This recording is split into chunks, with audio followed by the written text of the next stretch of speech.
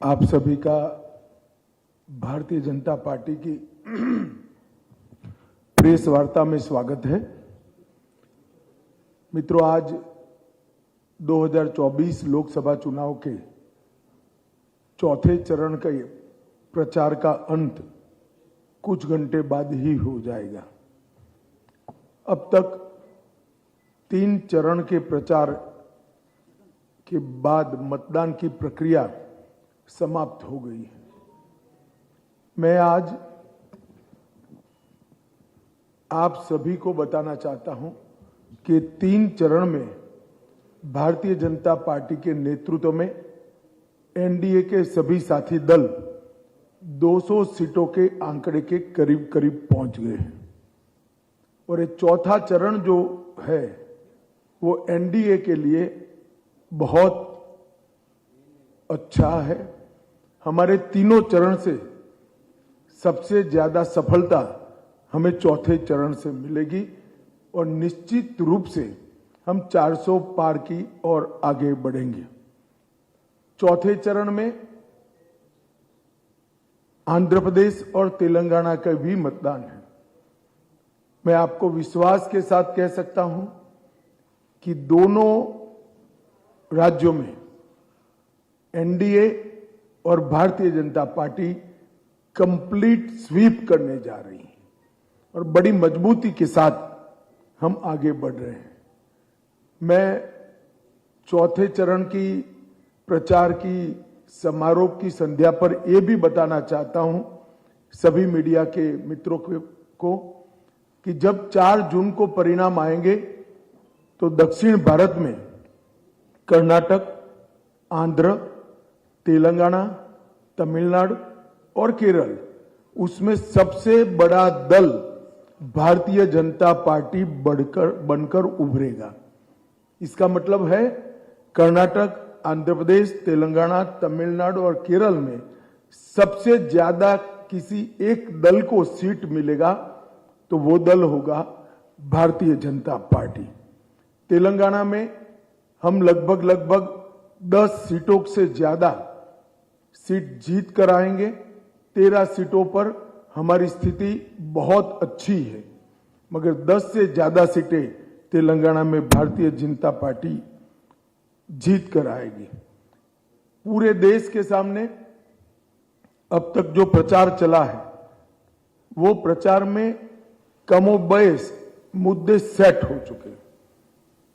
एक और यूपीए है, इंडी अलायंस है और दूसरी ओर एनडीए भारतीय जनता पार्टी के नेतृत्व में खड़ा है। एक और 12 लाख करोड़ के घपले, घोटाले, भ्रष्टाचार करने वाली कांग्रेस और उनके साथी दल है, तो दूसरी ओर नरेंद्र मोदी जी है जिन पर 23 साल मुख्यमंत्री या प्रधानमंत्री रहते हुए 25 पैसे का भी भ्रष्टाचार का आरोप नहीं लगा है। एक और सत्ता का सुख भोगने वाले हैं, जैसे थोड़ी ही गर्मी बढ़ते ही कुछ नेता देश के बाहर छुट्टी पर नियमित रूप से चले जाते हैं, थाईलैंड जाते हैं, बैंकॉक जाते हैं। आप भी समझ रहे हो कि मैं किसके लिए कह रहा हूं। और दूसरी ओर नरेंद्र मोदी जी है, 23 साल से दीपावली के दिन की भी छुट्टी लिए बगैर दीपावली के दिन सरहद पर देश की रक्षा करने वाले जवानों के साथ दीपावली मनाने का काम करते हैं। एक और 10 साल का ट्रैक रिकॉर्ड और 25 साल का एजेंडा है। ये 10 साल में मोदी जी ने भारत को हर क्षेत्र में आगे बढ़ाया है। गरीब कल्याण के लिए, गरीबों के विकास के लिए 70 साल के काम को एक और रखे, इतना काम इस 10 साल के अंदर हुआ है। देश की सुरक्षा सुनिश्चित हुई है, आंतरिक सलामती मजबूत हुई है, टेररिज्म और नक्सलिज्म पर पूरा शिकंजा कसा गया है। देश का अर्थतंत्र 11वें नंबर से 5वें नंबर पर आया है। डिजिटल इंडिया और स्टार्टअप पूरी दुनिया में चर्चा का मुद्दा बने हुए हैं। हमारी बैंकों का जो खस्ता हाल हमें मनमोहन सिंह देकर गए थे उसको हमने आगे बढ़ाया है। तो एक और हर क्षेत्र में सफलता प्राप्त करने वाला और देश को आगे बढ़ाने वाला नेतृत्व श्री नरेंद्र मोदी का है, तो दूसरी बार 20-20 बार लॉन्च करने के बावजूद भी राहुल यान लॉन्च नहीं कर पा रहा है, 21वीं बार लॉन्च करने का भी प्रयास हो रहा। और एक और सबसे गरीब घरों में से चाय बेचने वाले के घर में पैदा हुए नरेंद्र मोदी जी है, जो गरीबों की, वंचितों की, पिछड़ों की, दलितों की और ट्राइबल्स की संवेदना भी जानते हैं और उनकी जरूरियतों को भी जानते हैं। तो दूसरी ओर चांदी के समझ के साथ पैदा हुए नेता है जो परिवारवाद की राजनीति के आगे बढ़ते हैं। मित्रों, जहां तक सवाल है देश की जनता का, देश की जनता तय कर कर बैठी है कि ये चुनाव नरेंद्र मोदी जी को तीसरी बार प्रधानमंत्री बनाने का चुनाव है और हम सबको पूरा विश्वास है कि 400 के ज्यादा सीटों के साथ मोदी जी फिर से एक बार इस देश का प्रधानमंत्री बनेंगे। मित्रों, मैं तेलंगाना की भी जरूर बात करना चाहता हूं। तेलंगाना को जब बनाया गया तब तेलंगाना रेवेन्यू सरप्लस स्टेट था। आज तेलंगाना पर लाखों करोड़ों रुपए का ऋण है और 80,000 करोड़ रुपया हर साल ऋण चुकाना में तेलंगाना को चुकाना पड़ता है। बीआरएस और कांग्रेस की सरकारों ने तेलंगाना के विकास को डिरेल किया है। जब मोदी जी ने ये 10 साल में तेलंगाना के विकास के लिए ढेर सारे काम किए हैं। 14-15 में संयुक्त आंध्र प्रदेश की ग्रांट 63,000 करोड़ थी, 15,000 करोड़ रुपया मिलती थी। संयुक्त आंध्र प्रदेश को 15,000 करोड़ रुपया ग्रांट मिलती थी। आज ये लगभग 63,000 करोड़ रुपया मिलती है, मतलब 4 गुना ग्रांटिंग एड में बढ़ोतरी करने का काम नरेंद्र मोदी सरकार ने किया है। इसके अलावा तेलंगाना में 1,65,000 करोड़ रुपया हमने सड़क निर्माण के लिए, 32,000 करोड़ रुपया रेलवे के विकास के लिए और 7,000 करोड़ रुपया एयरपोर्ट के उत्थान के लिए देने का काम किया है। तो एक प्रकार से हमने आजादी के बाद एक दशक में कभी भी तेलंगाना को न मिला हो इतना फंड नरेंद्र मोदी जी ने दिया है। इसके अलावे 900 करोड़ के लागत से समक्का सरक्का सेंट्रल ट्राइबल यूनिवर्सिटी बनाने का काम हमने किया है। राष्ट्रीय हल्दी बोर्ड बनाया है। 6300 करोड़ से Ramagundam fertiliser and chemical limited RFCL को फिर से शुरू करने की घोषणा की है।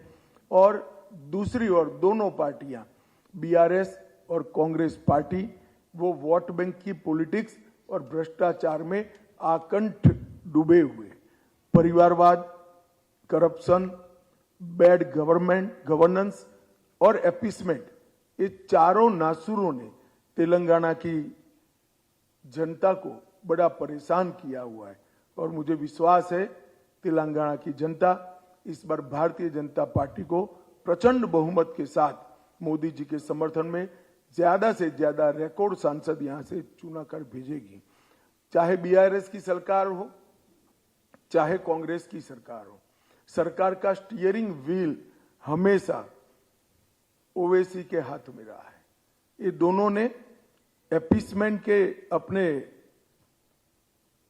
थियोरी को आगे बढ़ाते हुए सरकार चलाने का ठेका बिल्कुल मजलिस को आउटसोर्स किया हुआ है।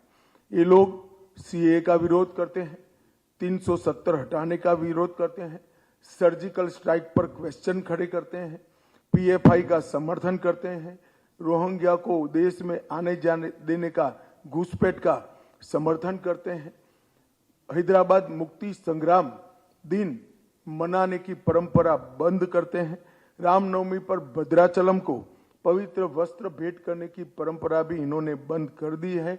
और सबसे बड़ी बात जो पूरे देश के लिए और विशेषकर ST, SC, OBC के लिए हानिकारक है, इन्होंने 4% मुस्लिम आरक्षण तेलंगाना के अंदर इंट्रोड्यूस किया है।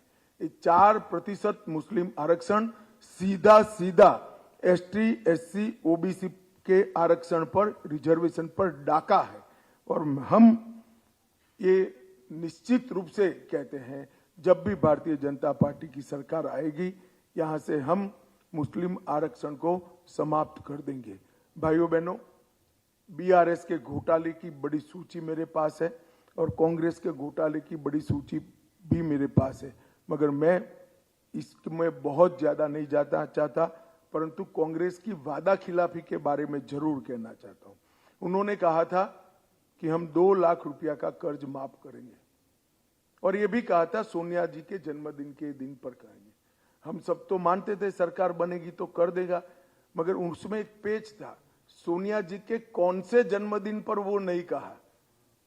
तो सरकार बनने के बाद इतने दिन हो गए, मगर 2 लाख क्या 2 रुपये का भी किसानों का कर्ज माफ नहीं हुआ। किसान को हर साल 15,000 देने का वादा किया था, वो भी पूरा नहीं हुआ। खेती हर मजदूरों को 12,000 देना था, वो भी पूरा नहीं हुआ। हर क्विंटल अनाज पर एमएसपी पर 500 रुपया बोनस देना था, वो भी नहीं दिया। स्टूडेंट को 5 लाख तक की क्रेडिट लाइन देनी थी, वो भी नहीं दिए गई। बच्चियों को कॉलेज जाते वक्त स्कूटी देने का वादा किया था, वो भी पूरा नहीं हुआ। हर मंडल में एक इंटरनेशनल स्कूल खोलने का वादा किया था, वो भी पूरा नहीं हुआ। वादा एक ही पूरा हुआ जो उन्होंने अपने हाई कमांड को किया था कि पूरे भारत के चुनाव लड़ाने का फंड वो तेलंगाना से भेजे। कांग्रेस पार्टी ने तेलंगाना को, रेवंत रेड्डी जी ने तेलंगाना को कांग्रेस का एटीएम बनाने का काम किया है। मित्रों, कांग्रेस पार्टी आज अपीसमेंट की पॉलिटिक्स के लिए, अपनी वोट बैंक के लिए इस कगार पर पहुंची है कि वो और उनके साथी नेता मणिशंकर अय्यर जी और फारूक अब्दुल्ला जी एटम बॉम्ब पाकिस्तान के पास है ऐसा कहकर पाक ऑक्यूपाई कश्मीर को ताक पर रखने की बात कर रहे हैं। मैं इस अप्रोच की घोर निंदा करता हूं।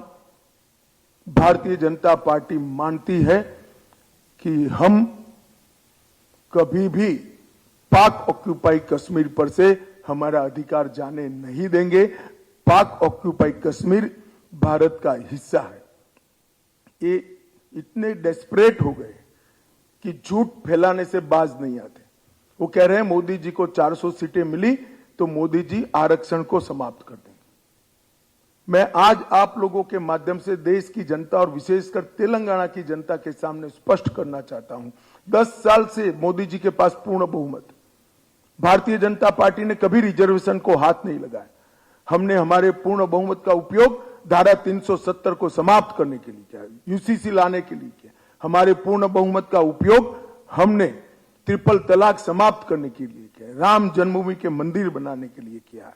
कांग्रेस पार्टी ये झूठ बोल रही है और झूठ बोले तब तक तो समझ में आता है। मेरे वीडियो को एडिट कर गलत तरीके से बताने का पाप भी यहां पर किया गया।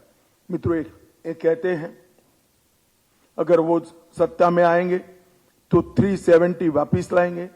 वो कहते हैं सत्ता में आएंगे तो ट्रिपल तलाक वापिस लाएंगे। वो कहते हैं सत्ता में आएंगे तो पर्सनल लॉ इंट्रोड्यूस करेंगे। और मैं मानता हूं कि देश की जनता ने ये निर्णय करना है कि ट्रिपल तलाक वापिस लाना है या नहीं लाना है, 370 वापिस लाना है या नहीं लाना है, पर्सनल लॉ के आधार पर देश को चलाना है या नहीं चलाना है। एक और मोदी जी विकास के मामले में 75 साल के सारे रिकॉर्ड तोड़कर एक ऐसे प्रधानमंत्री बनकर उभरे हैं जिन्होंने देश की जनता के सामने एक लक्ष्य रखा है कि जब देश की आजादी की शताब्दी मनाई जाएगी 2047 में, तब भारत पूर्ण विकसित देश होगा और हर क्षेत्र में दुनिया में पहले नंबर पर होगा। और दूसरी ओर अपीसमेंट, भ्रष्टाचार, परिवारवाद, ये तीनों से घिरे हुआ ये इंडी अलायंस है। देश की जनता स्पष्ट रूप से मानती है कि मोदी जी के नेतृत्व के साथ रहना है। देश का भविष्य इसी में सुरक्षित है। देश मोदी जी ही सुरक्षित कर सकते हैं, देश मोदी जी ही समृद्ध कर सकते हैं। मुझे पूरा विश्वास है मैं अपील करना चाहता हूं, अगले 3 चरण की तरह ही चौथे चरण में भी बढ़ चढ़कर भारतीय जनता पार्टी और उसके साथी दलों का आप समर्थन करिए और मोदी जी को एक निर्णायक लीड की ओर पहुंचाइए। धन्यवाद।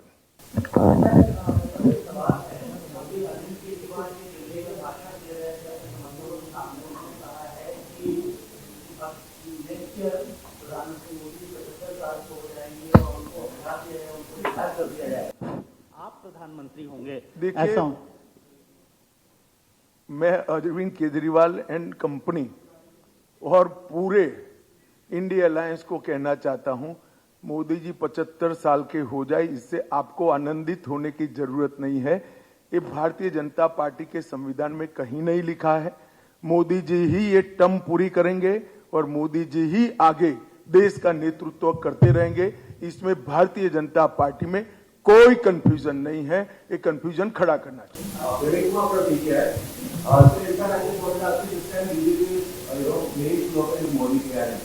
In fact, in 2014 and 19, we had a set of guarantees. Like you have jobs for a year, you have 50 lakh in savings account, you have 50 rupees for petrol.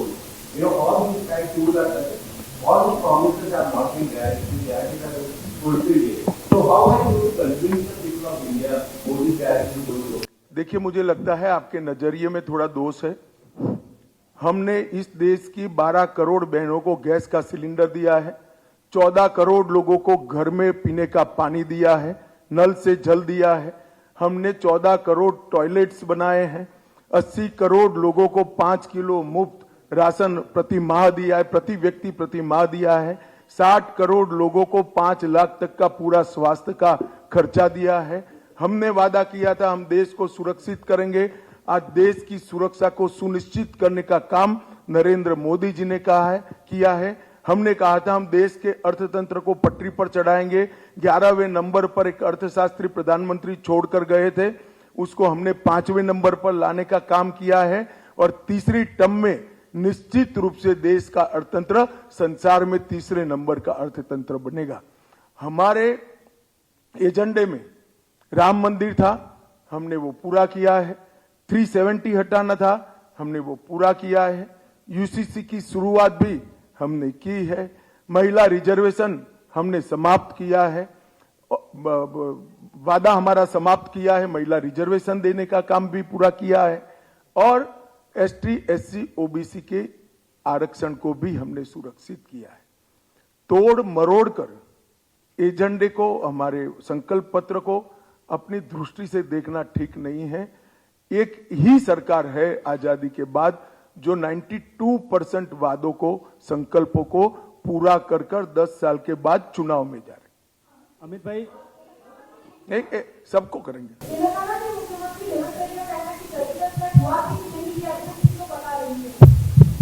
देखिए, मैं यही कहना, एक्चुअली मुझे कहना चाहिए था, इन लोगों का माइनॉरिटी वोट बैंक की लालच इतनी बड़ी है कि सर्जिकल स्ट्राइक को भी क्रिटिसाइज कर रहे हैं। सर्जिकल स्ट्राइक भारत की रक्षा नीति की इतनी महत्वपूर्ण अहम घटना थी कि जिसने दुनिया के सामने अमेरिका और इजराइल के बाद भारत को तीसरा देश हमारा जुड़ा, जो अपनी सीमा और सेना के साथ अगर कोई छेड़खानी करता है तो घुसकर जवाब देने का दम रखता है। पूरे देश को सर्जिकल स्ट्राइक पर गर्व है, मगर रेवंत रेड्डी सार्वजनिक रूप से नहीं बोल सकते। आप अकेले मिलिए तो शायद कह देंगे। अमित शाह जी, संजय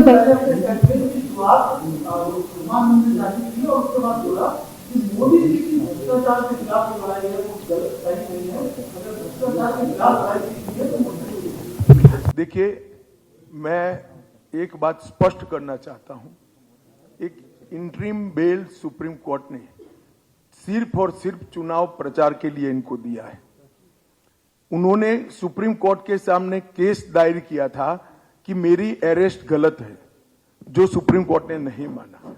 फिर प्रेयर मॉडिफाई किया कि मुझे बेल दिया जाए, वो भी सुप्रीम कोर्ट ने नहीं माना। सिर्फ और सिर्फ चुनाव प्रचार करने के लिए 1 तारीख तक का बेल दिया गया है और 2 तारीख को उनको फिर से एजेंसियों के सामने सरेंडर करना है। और अगर अरविंद केजरीवाल इस चीज को क्लीन चिट मानते हैं तो मुझे लगता है इनकी कानून की समझ बड़ी निर्बल है। अमित भाई मुख्यमंत्री खड़े होकर, तेलंगाना प्लीज खड़े होकर। मुख्यमंत्री तेलंगाना ने एक इंटरव्यू में और कल भी अपने मीट द प्रेस में कहा कि निवेश तेलंगाना में निवेश करने से रोका जा रहा है। उन्होंने टेस्ला का एग्जांपल दिया और उन्होंने ये भी कहा कि चुनाव खत्म होगा तो मैं बकायदे पूरी फहरिस्त दूंगा। देखिए ऐसा है भाई, तेलंगाना में जिस तरह का सरकार वो चला रहे हैं, मैं नहीं मानता कोई निवेश करने आएगा। अगर उनको तकलीफ है तो वो भारत सरकार के प्रधानमंत्री जी को मिल सकते थे, मदद चाहिए तो, और मांगनी भी चाहिए। इसमें क्या है, हर राज्य अपने स्टेट के इन्वेस्टमेंट के लिए प्रधानमंत्री जी की मदद मांगता है। मगर यहां जिस प्रकार का रैंपड करप्शन का एटमॉस्फेयर हुआ है, कौन इन्वेस्टमेंट करेगा भाई? आप भी अगर बिजनेस में जाना चाहोगे तो 4 बार सोचो। अमित शाह जी, मेरा एक सवाल ये था कि एक तो अभी कुछ देर पहले ही जो है केसीआर साहब ने प्रेस कॉन्फ्रेंस में कहा कि जिस तरीके से तमिलनाडु में द्रविडियन सिस्टम चल रहा है और रीजनल पार्टीज को ही वोट देते हैं, वैसा ही यहाँ पर भी होना चाहिए, भाजपा जैसे पार्टी को जनता वोट ना करे। और दूसरा ये सवाल केजरीवाल जी ने जो अभी कहा कि तानाशाह कहा है प्रधानमंत्री जी को और कहा कि लोकतंत्र खत्म करना चाहते हैं, और ये तक कहा कि जिस तरीके से उन्होंने लाल कृष्ण आडवाणी जी का भी नाम लेते हुए कहा कि जैसे उनकी राजनीति खत्म कर दी है, अगले 2-3 महीने में जो है योगी आदित्यनाथ जी की भी राजनीति जो है वो खत्म कर चलिए, आपके अलावे ऐसी बातों को कोई नहीं मानता है। और केसीआर को मैं कहना चाहता हूं कि भाई रीजनल पार्टी की बात आप जरूर करो, आपका अधिकार है। तेलंगाना की जनता को तय करना है। आप काउंटिंग के दिन देख लेना, भारतीय जनता पार्टी यहां 10 से ज्यादा कमल के साथ यशस्वी बनकर बाहर आएगी। सर, अरविंद केजरीवाल ने ये भी कहा है कि उन्होंने ये भी कहा है कि यूपी में मतलब जो मैंने बात सरकार भैया, मगर पहले एक बात समझ लो, उनकी बेस ये है कि मोदी जी को बदले जाएंगे। मोदी जी को बदलना ही नहीं है, मैंने स्पष्ट कर दिया, अब बैठ जाओ। अरे भाई, पहले मूल क्यों ऐसा बोले हैं कि 75 के बाद मोदी जी को बदलेंगे? वो तय हो चुका है, नहीं बदलना है, बैठ जाइए। और सर अभी सवाल है देखिए, ऐसी अभद्र भाषा का जवाब मैं नहीं दे सकता।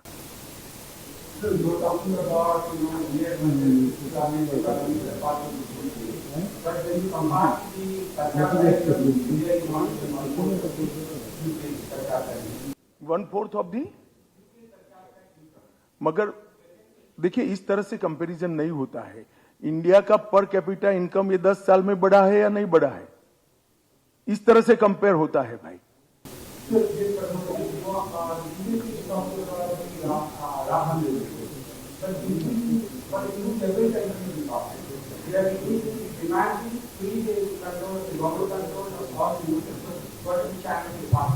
नहीं, ये कोर्ट का, जिन लोगों की भी डिमांड है वो कोर्ट के सामने गए। मेरी पार्टी के स्टैंड का क्वेश्चन डज नॉट अराइज। जो कोर्ट के जजमेंट्स हैं इसका हम पालन करेंगे। हमने राम मंदिर में भी कोर्ट्स के जजमेंट को पालन किया है। सर,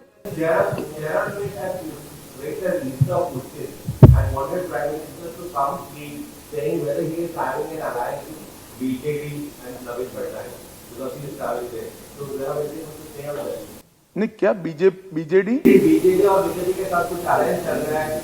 नहीं, कोई अलायंस नहीं। हम आमने सामने चुनाव लड़े हैं। हम ओडिशा में बहुत अच्छी पोजीशन में हैं। 21 में से 16 से ज्यादा सीटें जीतने जा रहे हैं। अब ओडिशा में अगली सरकार भारतीय जनता पार्टी की सरकार बनने जा रही है।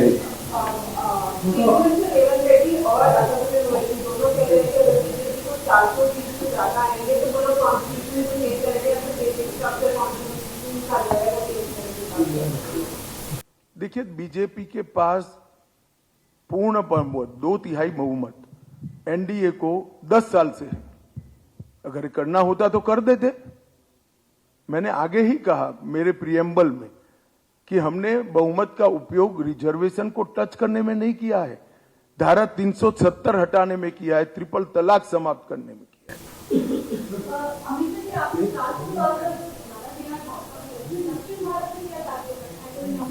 मैंने कहा ना एक सेकंड दक्षिण भारत में भारतीय जनता पार्टी सबसे बड़ा दल बनकर इस चुनाव में बाहर आएगी।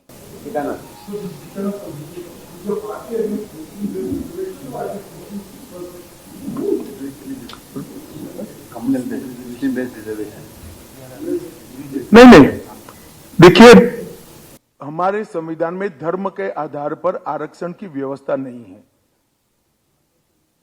हमारे संविधान के अंदर ओबीसी में हर धर्म के लोगों को लेने की व्यवस्था है, परंतु इसके लिए सर्वे होता है, पिछड़ेपन का सर्वे होता है, इनकी एजुकेशन की स्थिति, इकोनॉमिक स्थिति एंड सोशल स्थिति, ये तीनों को सर्वे कर ओबीसी की लिस्ट बनती है।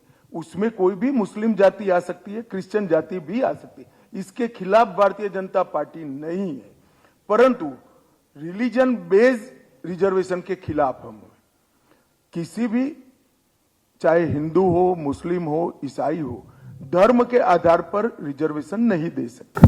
अमित जी, राहुल गांधी ने ये कहा है कि प्रधानमंत्री नरेंद्र मोदी प्रधानमंत्री नहीं है बल्कि दादा है, राष्ट्रपति है, तेलंगाना के। अब राहुल गांधी जी से आप क्या अपेक्षा कर रही हैं? चलिए, कांग्रेस जो है वो राम मंदिर के शुद्धिकरण की बात कर रही है। कल नाना पटोले ने कहा महाराष्ट्र में कि वो अगर सत्ता में आए तो पूरे राम, मगर वो सत्ता में ही नहीं आने, आप चिंता मत करिए।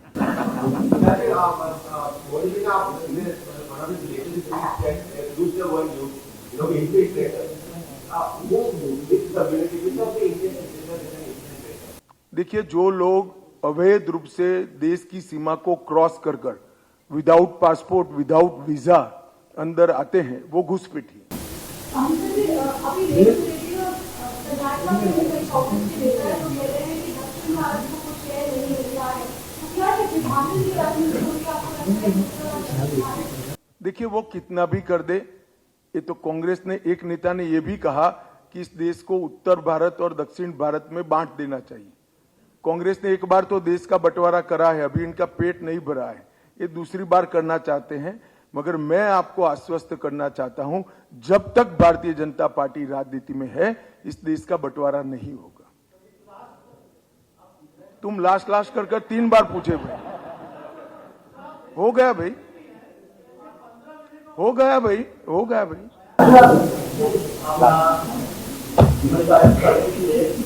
हैदराबाद में आपको बिहार में है, उत्तर प्रदेश में राहुल गांधी लगातार बोल रहे हैं कि बीजेपी 400 का नारा छूट चुकी है, 400 नहीं आ रहा है, 220 का आ रहा है। शायद मैं जब प्रियम्बल मतलब शुरुआती जानकारी दे रहा था तब आपका ध्यान नहीं था। चलिए भैया, धन्यवाद। अब खींच कर आप सवाल बना रहे हैं, बहुत बहुत धन्यवाद।